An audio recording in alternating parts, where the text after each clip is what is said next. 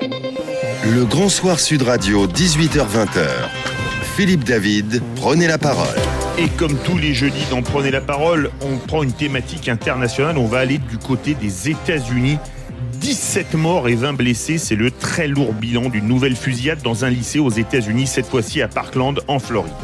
Le tireur est un ancien élève du lycée Marjory Stoneman Douglas, établissement qu'il avait quitté il y a quelques mois. L'auteur de cette tuerie, Nicholas Cruz, 19 ans, a été arrêté. Il avait posté sur les réseaux sociaux des messages considérés comme très alarmants. Ce n'est pas la première fusillade dans un établissement scolaire aux USA, puisque alors que nous ne sommes que le 15 février, il y en a déjà eu 18 sur le territoire américain depuis le 1er janvier. Une succession de drames qui dure depuis des années, puisque nul n'a oublié la fusillade de Columbine dans le Colorado, qui avait fait 15 morts, dont les 2 assassins et 24 blessés en 99. Michael Moore en avait tiré le film Bowling for Columbine, ni celle de Sandy Hook dans le Connecticut, où 20 élèves d'une école primaire et 8 adultes dont le tireur avait perdu la vie. Des chiffres terrifiants, conséquence du second amendement de la Constitution qui garantit le droit de porter des armes qui sont en vente quasi libre de l'autre côté de l'Atlantique. On va donc se poser la question de savoir si ces massacres à répétition sont inéluctables et si on peut espérer un jour un contrôle des armes à feu au pays de l'oncle Sam. Avec nous pour en parler ce soir, nous sommes avec Guy Hervier, spécialiste des États-Unis, auteur de Great America. C'est aux éditions Masha Publishing. On vous le conseille. On vous conseille également Trumpland, portrait d'une Amérique divisée chez Priva. C'est écrit par Jean-Éric Brana, spécialiste des États-Unis, qui est également avec nous ce soir. Bonsoir messieurs, merci d'avoir accepté notre invitation. Également, enfin avec nous, Jean Dorido, psychologue, que vous retrouvez tous les samedis matins dans le Grand Matin Week-end avec Laurence Perrault et Éric Champin. Ça va mieux en le disant. Jean Dorido, bonsoir, merci d'être avec nous. Bonsoir à tous. Et je vous laisse avec les questions de Philippe David. On va commencer avec une question qui s'impose. Votre réaction au nouveau drame en Floride? Jean-Éric Brana. Horrifié, comme tout le monde, évidemment, de penser qu'il y a un jeune homme qui tue sur d'autres jeunes gens, c'est bien sûr la faillite d'un système. Et on pense aussi à cette parole de Donald Trump quand il est arrivé. Il a dit ça s'arrête ici et maintenant, avec moi c'est terminé, puisqu'il avait beaucoup critiqué les fusillades de masse sous Obama, et c'est vrai qu'il y en a eu vraiment beaucoup sous Obama. Eh bien, on est dans un moment d'accélération. C'est vrai qu'il n'y en a pas eu pendant plusieurs mois, et on s'est dit effectivement peut-être que ça marche après tout. Mais bon, maintenant, on est revenu dans ce que Barack Obama avait appelé, vous en souvenez, une routine. C'est ça. C'est un mot absolument terrible, je crois, pour ce genre d'affaires. Et en même temps, on en est à baisser les bras en se disant, mais qu'est-ce qu'on peut faire face à ça? Guy Hervier, Effectivement, auteur de Great America, qui n'est pas toujours great, notamment pour les fusillades en général et dans les écoles en particulier. Effectivement, c'est le moins qu'on puisse dire. Effectivement, le plus catastrophique dans ce genre d'accident, c'est qu'on s'y habitue et qu'on ne sait pas quoi faire. Et que quand on regarde l'historique de ce qui s'est passé aux États-Unis depuis 30 ans, il y en a de plus en plus. D'ailleurs, je nuancerai un petit peu ce qu'a dit Jean-Luc Brana. Je crois que quand on fait les statistiques, et en fait, quand on fait des statistiques sur ce genre de choses, c'est absolument horrible parce qu'on compte des morts alors qu'en fait ce sont des personnes, mais quand même quand on référence dans les tueries de masse sur les 10 dernières, les 3 les plus importantes sont, les 3 parmi les 10 sont dans les 5 derniers mois. Donc c'est quand même un nombre assez élevé. Et la question, c'est à chaque fois, Sandy Hook que vous avez cité, Bowling for Columbine. C'était dans le Connecticut. Dans le Connecticut, ça avait beaucoup marqué les esprits parce que c'est vrai que là, c'était des jeunes enfants. Et à chaque fois, alors il y a 2 réactions. Il y a ceux qui sont contre, ils disent non, il faut pas en parler parce que il faut laisser aux familles le temps de faire leur deuil, etc. Et ce serait vraiment indécent de parler de tout ça. Et puis il y a ceux qui disent bah non, justement, il faut profiter de l'événement pour essayer d'en tirer les leçons et puis avancer sur le sujet. Et je dirais que malheureusement, en fait, à chaque fois, les 2 camps s'affrontent, sachant que on aura l'occasion d'en reparler, mais il y a un puissant lobby de la NRA. On va en parler de la NRA, bien évidemment. Qui bloque depuis... l'Association nationale des armes à feu. Des armes à feu qui bloque et dont le porte-parole, Wayne Lapierre, est vraiment un sinistre personnage. Jean Dorido, le point de vue du psychologue. Mais le point de vue du psychologue Philippe David, c'est effectivement une réaction humaine d'être absolument effrayé par une telle tuerie de masse. Et après cette réaction humaine, c'est bien sûr cette curiosité de psychologue de mieux comprendre quels sont les critères qui peuvent permettre de mieux prédire le passage à l'acte. On rêverait d'être en capacité de distinguer aujourd'hui les individus susceptibles de basculer dans ce genre de tuerie. C'est très très difficile. On a connu nous une tuerie de masse au Bataclan avec beaucoup de jeunes également. Au mois de novembre, avec beaucoup de jeunes. Et on voit bien à quel point c'est difficile, même pour les personnes que l'on suspecte d'être susceptibles de passer à l'acte, ces fameux fichiers S, à quel point c'est extrêmement délicat. On ne peut pas enfermer les personnes de façon préventive et on verra, je pense, dans cette émission, à quel point c'est difficile, même pour des psychologues experts, d'identifier les critères qui permettent de prédire. C'est-à-dire qu'on comprend toujours, si vous voulez, a posteriori, bien sûr, on se rend compte que l'individu était à risque. Typiquement, ce garçon de Floride, on voit bien son profil Facebook comme ça, avec des armes à feu, etc. Donc on voit bien que les détails. Toutefois, en amont, c'est très très difficile sur la masse d'individus, même avec l'intelligence artificielle, même avec tout ce qu'on a aujourd'hui en moyen technologique d'analyser les discours, c'est très difficile de pouvoir prédire ce qui va se passer. Guy Hervier. Juste peut-être un petit complément, même à la limite, si on pouvait le faire, on pense tout de suite à Minority Report. Finalement, c'est pas du tout une société qu'on a envie de voir apparaître. C'est très délicat. Exactement. Mais justement, Jean-Éric Brunat, est-ce qu'il y a une spécificité américaine? Alors les chiffres le disent, ils le montrent forcément, mais on connaît d'autres pays, d'autres sociétés qui sont aussi ultra violentes, alors sans non plus tomber dans le cliché ou la caricature, mais au Brésil il y a aussi pas mal d'actions violentes comme celle-ci, mais pas exactement de la même forme. Il y a beaucoup de morts par balle au Mexique, en Colombie aussi, mais ça n'est pas la même chose aux États-Unis. Il y a toujours une particularité dans ce type de phénomène, dans ce type d'événement.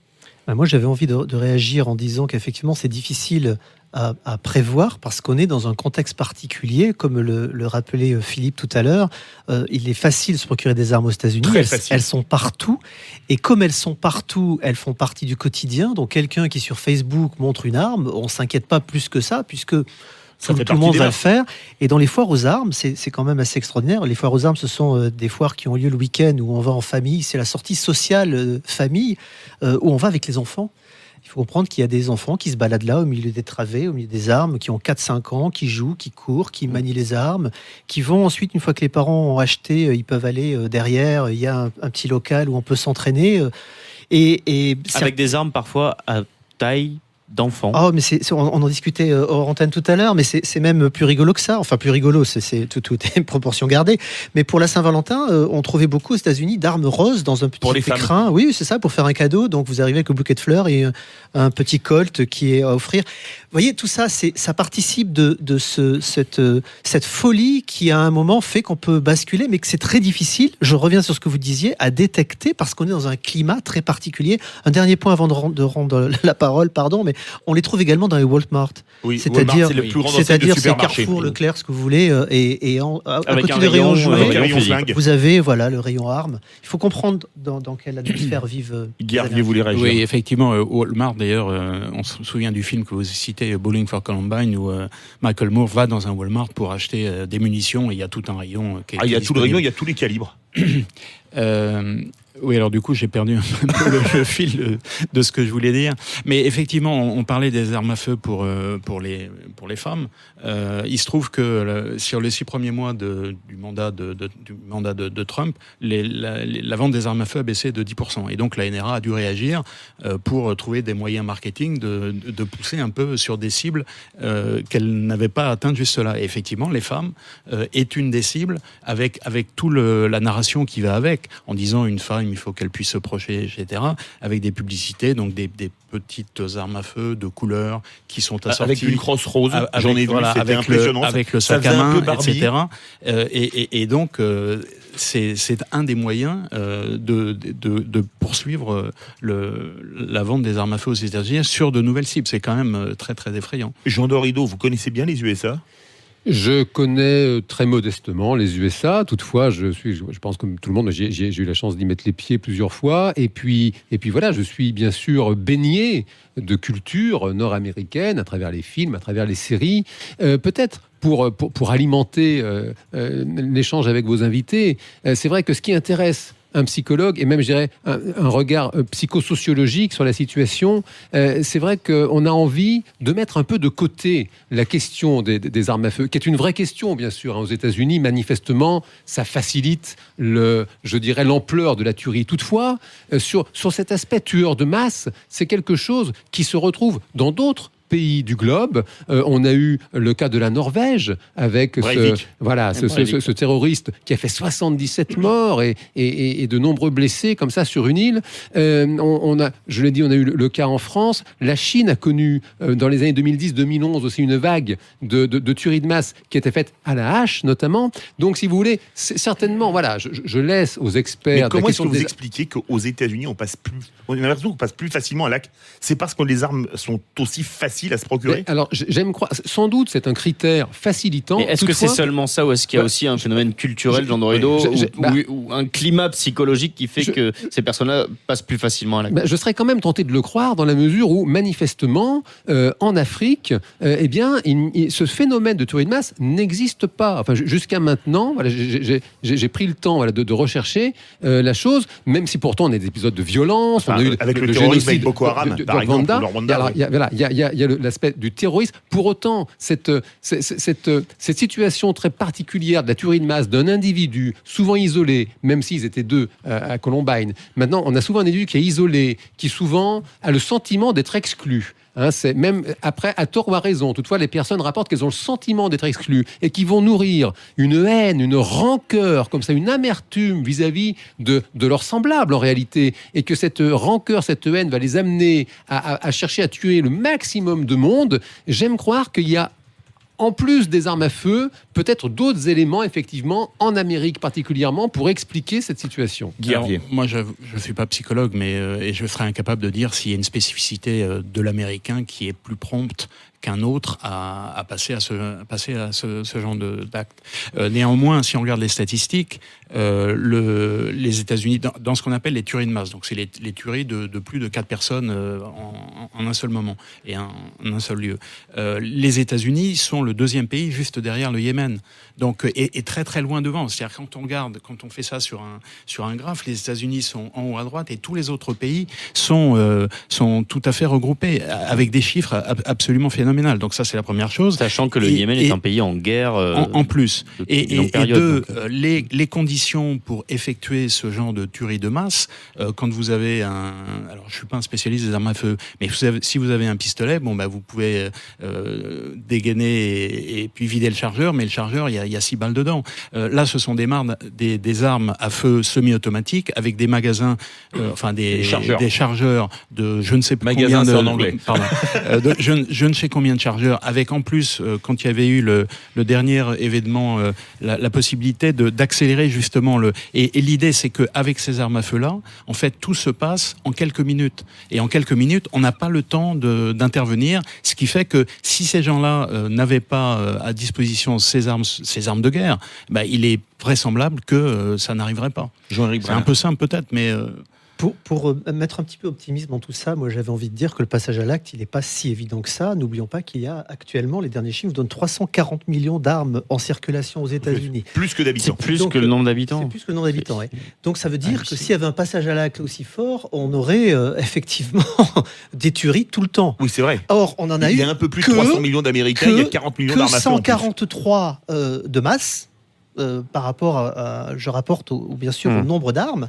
Le problème, c'est que les dernières, effectivement, sont absolument sanglantes parce que la question des armes est effectivement essentielle. Ce sont des armes AR-15 ou AK-47, des Kalachnikov, on va dire en gros. C'est des fusils d'assaut qui ne sont plus automatiques, on ne peut plus tirer en rafale, mais on a un chargeur de 20, 25, 30 cartouches et on peut tirer de manière extrêmement rapide. Et puis on a vu à Las Vegas qu'on peut les transformer pour qu'ils deviennent des armes automatiques. Et d'ailleurs, le petit gadget qui permettait de le faire est toujours en vente. On a entendu dire à ce moment-là qu'il allait être interdit. Et finalement, le Congrès, une fois que l'affaire est passée, c'est-à-dire 4 jours après, a dit bon, plus personne n'en parle.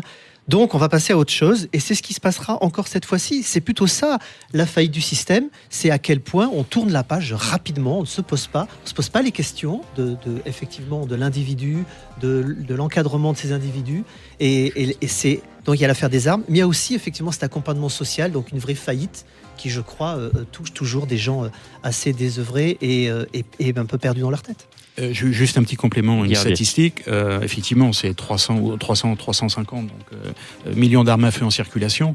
Alors évidemment, on se dit par rapport à ces 325 millions d'Américains, en soi, on ne sait pas est-ce que c'est beaucoup, pas beaucoup, on ne sait pas. Mais ça représente 40% des armes à feu dans le monde, en circulation dans le monde. Donc on voit bien, c'est 5% de la population on voit mondiale. bien qu'il y a un déséquilibre quelque part. Donc, oui, on sait aussi, pour donner des chiffres, il n'y a que 30% de la population qui est armée, puisque Exactement. ceux qui sont armés sont surarmés. Ils ont chez eux une collection extraordinaire, Et 17, d'ailleurs, 20, 40 armes. Donc, ce nombre a baissé ces dernières années, ça c'est la première chose. Et parallèlement à ces tueries de masse, les homicides violents, donc les tueries par arme à feu, ont baissé depuis 1990. Donc on a deux phénomènes contradictoires. On a une criminalité qui est en train de diminuer, et puis on a un phénomène de tuerie de masse qui est en train d'augmenter. Donc c'est quand même très très bizarre. on a quand même 30 000 morts par an aux États-Unis par arme à feu. Oui, c'est énorme. On va revenir sur Mais- ces chiffres dans quelques instants sur Sud Radio. On est ensemble jusqu'à 20h pour en parler. Vous pouvez bien sûr intervenir, poser vos questions à nos invités et à Philippe David. 0826 300 300. Restez bien avec nous sur Sud Radio. Le Grand Soir Sud Radio, 18h-20h. Philippe David, prenez la parole. Et comme tous les jeudis dans Prenez la parole de 19h à 20h sur Sud Radio, on parle international et on va aux États-Unis où une énième fusillade, les chiffres sont impressionnants, on en parlait il y a quelques instants, a fait 17 morts et 20 blessés dans un lycée de Parkland en Floride. Avec nous, Jean-Éric Brana, spécialiste des USA, auteur de Trumpland, portrait d'une Amérique divisée, publié chez Priva. Guy Hervier, spécialiste des USA, auteur de Great America, publié chez Mashup Publishing, et Jean Dorido, psychologue qu'on connaît bien sur Sud Radio parce que l'approche psychologique est importante. On a l'impression que les fusillades se suivent et que les pouvoirs publics n'agissent pas vraiment, Jean-Éric Ah, Brana. puis alors là, on va avoir vraiment l'impression, puisqu'on a actuellement un président qui a l'intention que le gouvernement n'agisse plus. Il est pour les armes et contre les régulations des armes. Donc c'est assez clair. Il s'agit de laisser une grande liberté dans la circulation et la vente des armes. Il veut même enlever la plupart des régulations qui posaient dessus. Par exemple, il a signé un décret en arrivant qui interdisait au préalable de donner une arme à quelqu'un qui avait eu des problèmes psychiatriques. Ça va vous intéresser. Oui. Désormais, c'est levé depuis son décret. Bon, c'est attaqué en justice. Mais c'était déjà levé avant. Non, c'était pas levé. Sur la loi Brady, si. La loi Brady a été supprimée en 2004. Supprimée par la Cour suprême. Donc, c'était plus levé, c'était levé. Mais le fait est que désormais, c'est traité d'une autre façon. On explique que c'est pas la faute des armes, que ces gens sont des fous, et donc on va traiter. Que c'est la faute des gens qui tiennent les armes. Ça a été la communication de la Maison Blanche, d'ailleurs, la communication officielle qui n'a absolument pas mis en avant le fait que c'était les armes la cause, mais plutôt le fait qu'il avait posté des messages partout. alarmants. Et moi qui rentre des États-Unis, où justement je suis en train d'écrire sur les armes, donc j'ai fait le tour, rencontré Jean Lenera, dans les foires des armes, beaucoup de gens qui achètent des armes, ils ont tous cette phrase: les armes ne sont pas dangereuses. C'est la personne qui se saisit d'une arme qui peut être dangereuse et en faire quelque chose, mais vous pouvez être dangereux avec n'importe quoi, y compris avec une bouteille d'eau, si jamais vous la plantez dans l'œil de quelqu'un. Enfin, c'est un discours assez hallucinant et qui effectivement est entretenu et les gens s'accrochent à ça. Alors, effectivement, il y a cet argument-là qui est toujours avancé. Il y en a deux autres. Qui est que le premier, c'est que la seule façon d'arrêter un sale type avec armé, c'est d'avoir un type. D'avoir un type sympa ou un type correct armé. Donc ça, c'est la première chose. Et la deuxième, c'est si on met de nouvelles lois qui vont restreindre la libre circulation des armes à feu, finalement, ça veut dire quoi ? Ça veut dire qu'on va mettre le bon citoyen dans une situation défavorable, puisque de toute façon, le mauvais citoyen, lui, ne respecte pas les lois. Donc on en est dans un raisonnement qui est absolu, qui devient absurde. Et pour répondre à votre question, il y a pour l'instant... autant sous Obama, dont effectivement le bilan là-dessus n'est pas très reluisant, très brillant, parce qu'il n'a pas fait grand-chose, il a peut-être pas osé le faire, il a surtout un courrier contre lui. Oui. Mais là il y a Donald Trump, comme vient de le dire Jean-Éric Brana, qui est lui pour les armes à feu, c'est lui-même qui avait dit si quelqu'un... Pas Jean-Éric Brana, c'est Donald Trump. Pardon. Oui, on avait compris. Qui avait dit si quelqu'un me tue sur la 5e avenue, finalement ça ne changera rien à l'élection. Le Congrès avec les Républicains qui sont eux fortement pour les armes à feu, quand on regarde sur les 100 subventions de la NRA, les 95 sont des Républicains. Oui. Et puis la J'ai même NRA, été chercher les chiffres. la NRA donc qui est un puissant lobby dont on peut éventuellement parler on va un peu. parler. Donc la conjonction des trois fait que pour l'instant il ne se passera rien, ça c'est clair. Juste un chiffre, Philippe, avant de donner la parole à Jean Dorido. Depuis le 1er janvier, donc en 45 jours, on en est, donc avec cette fusillade à Parkland, à 82 morts, 139 blessés, et pas plus de 2 jours sans aucune victime de fusillade de masse aux États-Unis. Mais c'est plus qu'un problème de société à ce niveau-là, messieurs. Enfin, Jean Dorido. Là, c'est vrai que ça pose la question, alors outre effectivement cette grave question des armes à feu, la question de ce qu'on appelle l'imitation sociale. Ça a été très étudié par un psychologue qui s'appelle Albert Bandura et qui a vraiment effectivement observé que nous sommes très très sensibles à ce que nous observons, nous sommes influencés par ce que nous voyons. C'est une façon d'apprendre. C'est ce que nous disait Jean-Éric Brana sur le milieu social dans lequel baignent souvent les Alors, Américains il y a le dès milieu leur plus jeune âge. social, et puis il y a même, je dirais, ce que les jeunes esprits parfois faibles et torturés peuvent voir même dans les médias, dans les journaux.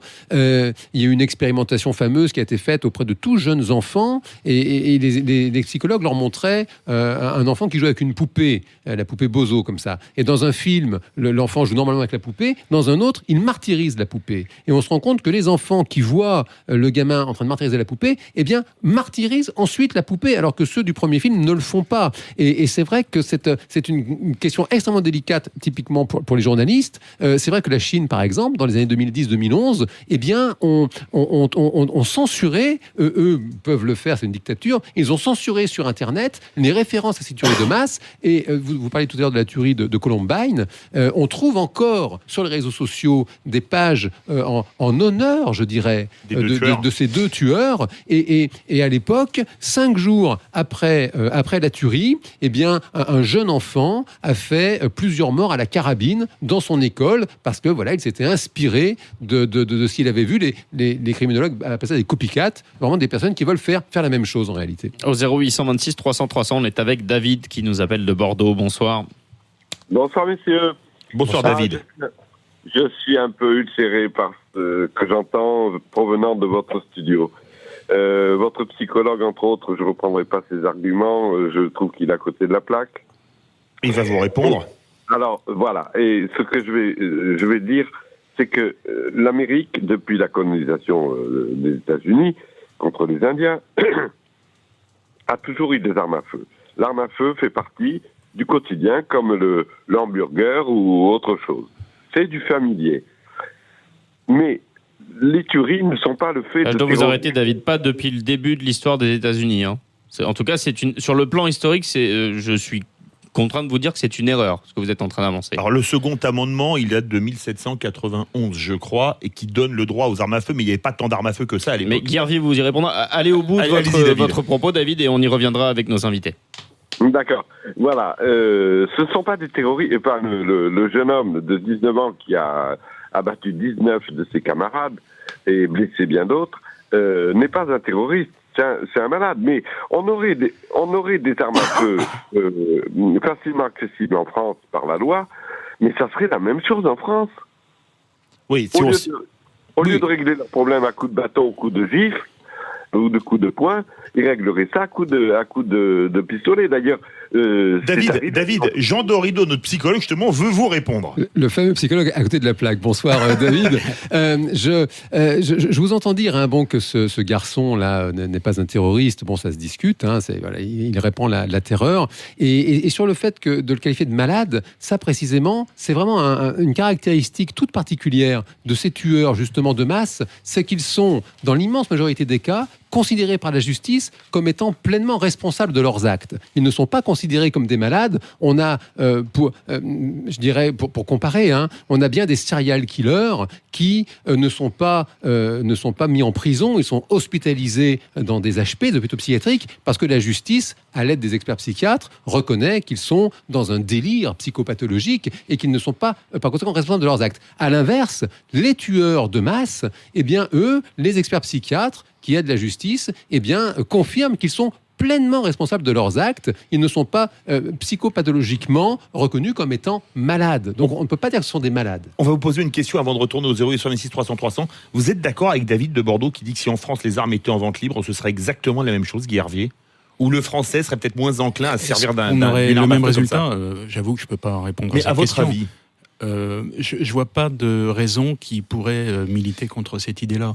Mais pour répondre à David, je vois pas très bien pourquoi il est ulcéré, parce que finalement, on est en train de dire depuis le début que si tout ça arrive, c'est qu'il y a beaucoup d'armes à feu en circulation et qu'il faudrait donc trouver un moyen pour en sortir, d'une part. Et d'autre part, effectivement, c'est de dire que... Alors ça, c'est parce qu'on a peut-être vu beaucoup de western, mais de dire que il y avait beaucoup d'armes à feu aux États-Unis depuis le tout début, ça, c'est pas vrai.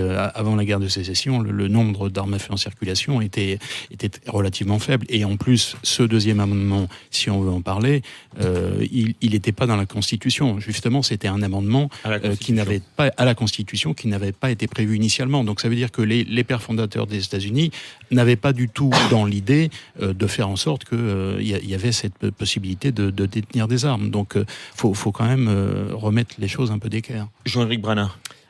J'ai entendu beaucoup de choses sur lesquelles on pourrait faire 4 ou 5 émissions ou 15 émissions. On vous réinviter 14 ou 15 fois. C'est ça. Alors, très rapidement, d'abord, on va relever qu'il y a quand même beaucoup d'États aux États-Unis où il y a beaucoup d'armes et aucune tuerie de masse. C'est quand même pas rien, puisqu'il y a 34 États qui ont été touchés par des tueries de masse. Ça en laisse quand même 16 où il n'y en a pas eu, et il y a quand même des armes en circulation.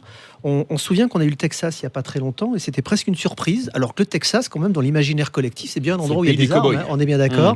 Et quand la tuerie de masse est arrivée, on était même surpris qu'elle arrive au Texas, et pourtant on était bien dans un endroit où il y avait beaucoup d'armes. Qu'elle arrive aussi tardivement aussi, c'était les réflexions qu'on s'était faites à l'époque, Jean-Éric Brana.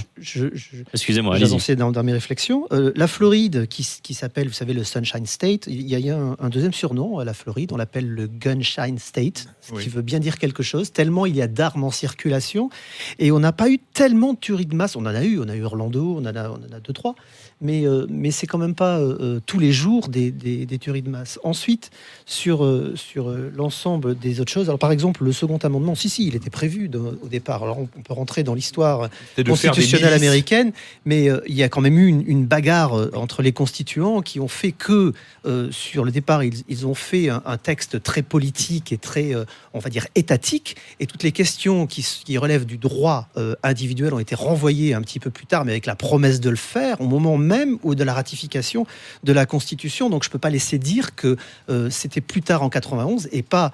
1791. Oui, 1791, oui. Et pas au moment de la Constitution. C'était déjà discuté, c'était déjà, on va dire, dans les tuyaux à ce moment-là. En revanche, ce qui s'est passé, c'est que cet amendement a été totalement oublié jusqu'en 1968. Et il n'y a aucun débat dans la société jusqu'en 1968 à propos du second amendement. C'est à ce moment-là, cette fameuse année très trouble, que le second amendement arrive au devant de la scène, parce que les Black Panthers se promènent à Oakland avec des fusils armés, ce que leur autorise la loi, et que Ronald Reagan veut s'opposer à eux. Et à ce moment-là, la NRA, effectivement, va s'étonner... Ronald Reagan, version gouverneur de Californie. Version gouverneur de Californie. Version président des États-Unis. Bien sûr, en 68, il n'était pas encore président des États-Unis. Tout le monde sait ça. Et Monsieur, pas de mal de le rappeler pour les plus jeunes. Et bien, même les plus jeunes le savent, ils l'ont appris à l'école et ils savent bien sûr ça parfaitement. C'est ce qu'ils expliqueront dans leur prochain bac. Et donc le débat va commencer à partir de ce moment-là. Donc c'est très contemporain quand même. Très rapidement, on retourne au standard. 0826 300 300, on est avec Harry qui nous appelle de Paris. Bonsoir. Bonsoir Harry. Oui, bonsoir David, avec tous vos invités. En fait, moi, je voudrais donner mon impression sur les armes. Il y a pas mal de personnes avec vous sur le plateau, mais il y a Monsieur Dorido qui est un peu psy. Je suis un peu d'accord avec lui, il a raison. Et puis d'autant plus, moi, j'ai manié des armes. Parce que moi, j'ai fait l'armée. Moi, je viens des Antilles déjà, et j'ai eu des armes chez moi. Aux Antilles, j'en ai eu. Et de toute façon, ce n'est pas un problème qu'il y a trop d'armes en Amérique. Et de toute façon, il ne faut pas comparer l'Amérique et la France et l'Europe, parce que dans d'autres pays, il y a eu des tueries de masse. Malheureusement, les gens qui sont derrière les armes, ce sont les gens qui sont dangereux, qu'ils soient des enfants, des adultes.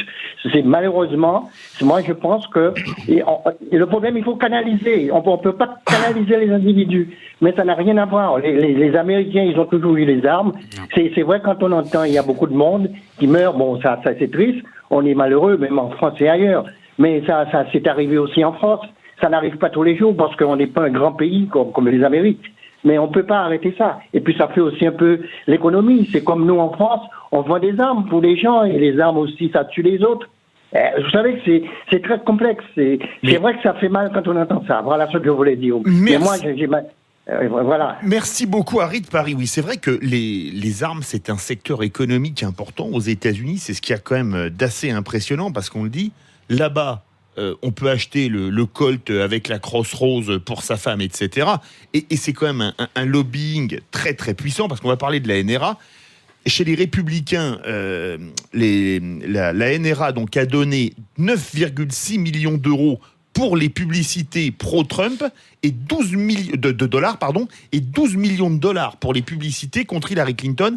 Hier, il y a Marco Rubio, qui est un homme politique très connu aux États-Unis. La NRA a donné 30 millions. En tout, 30 millions. Mais là, c'est rien que pour ces deux aspects. Et Marco Rubio, qui est un homme politique très connu aux États-Unis, qui a fait la primaire républicaine, il a tweeté hier que c'était terrible ce qui était arrivé. Et on lui rappelle, je suis allé sur son compte Twitter, qu'il a touché 3 303 355 dollars de la NRA. C'est un poids économique et un poids de lobby auprès des élus, Jean-Éric Brana. Alors, c'est deux choses différentes. Oui, c'est un poids économique. Enfin, il y a une industrie de l'armement qui est derrière, puisque actuellement le président est également quelqu'un qui est dans l'industrie de l'armement.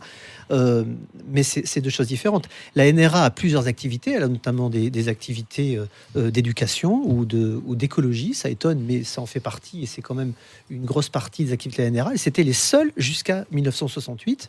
Et puis, elle a effectivement cette activité de lobby, c'est-à-dire d'influencer les membres du Congrès, on va le dire de façon simple, pour que les lois qui passent ou qui sont adoptées ne posent pas de problème à son petit commerce des armes. Mais il faut quand même se souvenir qu'aux États-Unis, il n'y a pas que des gens dangereux avec des armes, il y a aussi des chasseurs, quoi qu'on pense des chasseurs, mais ça fait partie aussi de la culture américaine des grands espaces.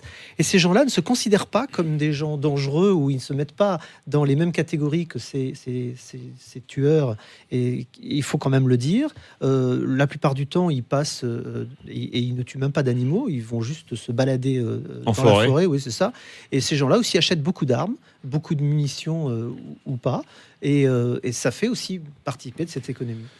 Guerrier. Pour compléter sur l'NRA, je crois que c'est une organisation qui a été créée dans les années 1880, quelque chose comme ça. Et en fait, effectivement, au départ, c'était plutôt conçu comme, j'irais, à la fois comme une fédération sportive et une fédération de chasse. C'était un peu les deux. Oui. Et le virage, il a été pris, comme l'a dit Jean-Éric Brana, dans les années 60-70, où cette organisation est devenue, a complètement changé d'objectif et est devenue, on peut dire, une quasi-organisation d'extrême droite, dont la seule préoccupation était de défendre ce deuxième amendement et de donner la possibilité à tous de pouvoir s'armer comme ils s'entendaient. Donc on a perdu. Alors il y a effectivement dans tous les gens qui achètent des armes à feu, il y a les grands espaces, comme on l'a dit. Il y a des gens qui font pour lesquels les armes à feu c'est un sport ou ça leur donne la possibilité de chasser. Mais depuis la création des États-Unis et puis depuis la création de la NRA, les États-Unis ont complètement changé. C'est-à-dire, c'est devenu une société urbaine, là où on était une société rurale. Donc, les choses ont complètement changé. Et puis, les armes à feu elles-mêmes ont complètement changé. À partir quand on a écrit le deuxième amendement, le fusil qu'on utilisait, il devait pouvoir tirer un coup toutes les, 10 secondes. Et à 10 mètres, on n'était pas sûr de pouvoir tuer son opposant. Donc là, les choses ont complètement changé. Et les gens de la NRA s'arc-boutent à des textes qui n'ont aucune signification et pour lesquels ils donnent une signification qui est complètement biaisée. On va finir le débat d'ici 20h, mais bien sûr, vous restez avec nous, vous intervenez au 0826 303. Il y a encore des appels, hein. On retournera au standard dans quelques instants sur Sud Radio. Restez bien avec nous. Le Grand Soir Sud Radio, 18h-20h. Philippe David, prenez la parole. Et comme tous les jeudis, donc prenez la parole de 19h à 20h sur Sud Radio, c'est une thématique internationale et on se pose la question du contrôle des armes à feu aux États-Unis. Est-ce que ça pourra arriver un jour suite à la tragédie de Parkland en Floride? C'était hier. Et on va au 0826 300 300. On est avec Philippe. Bonsoir. Bonsoir Philippe. Bonsoir à tous.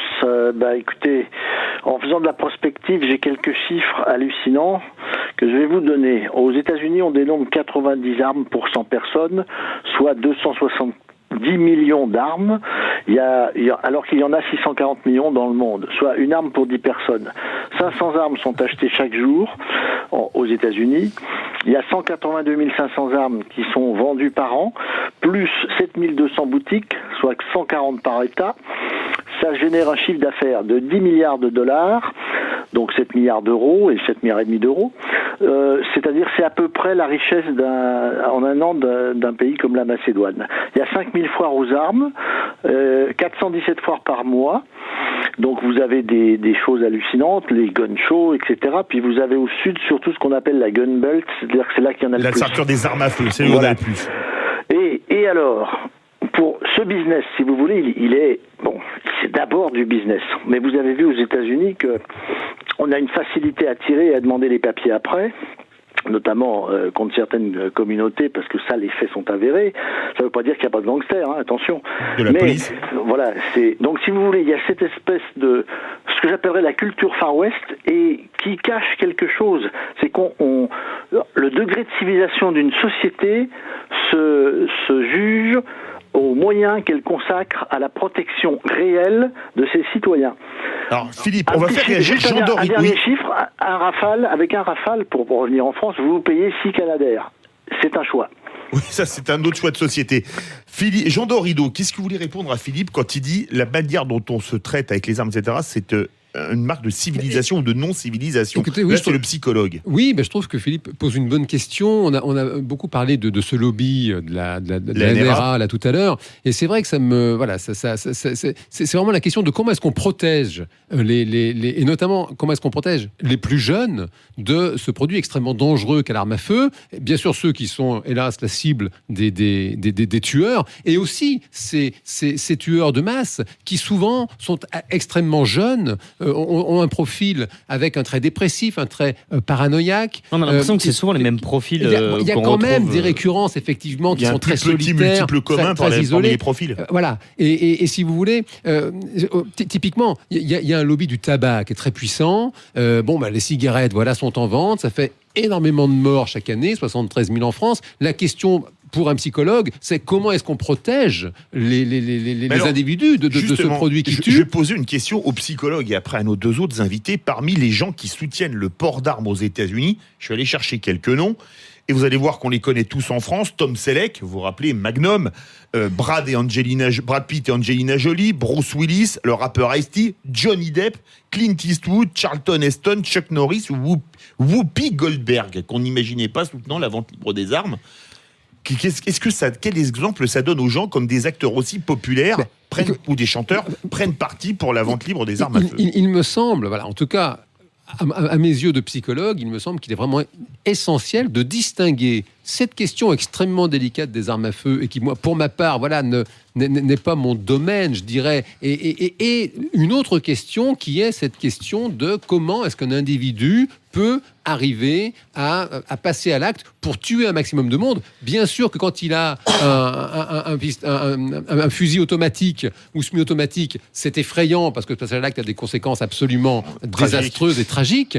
Pour autant, c'est pour moi une question qui est différente, même si évidemment il est essentiel de se poser la question de comment est-ce qu'on peut protéger le plus grand nombre de ces tueries. Jean-Éric Brana. Alors là, Philippe, c'est moi. Je vais être contre vous aujourd'hui, puisque je crois qu'il faut faire attention de ne pas mettre une vision française sur ce qui est américain. Quand vous parlez de ces personnalités, vous oubliez de dire que sur les 325 millions d'individus aux États-Unis, ils sont quand même tous pour le port d'armes.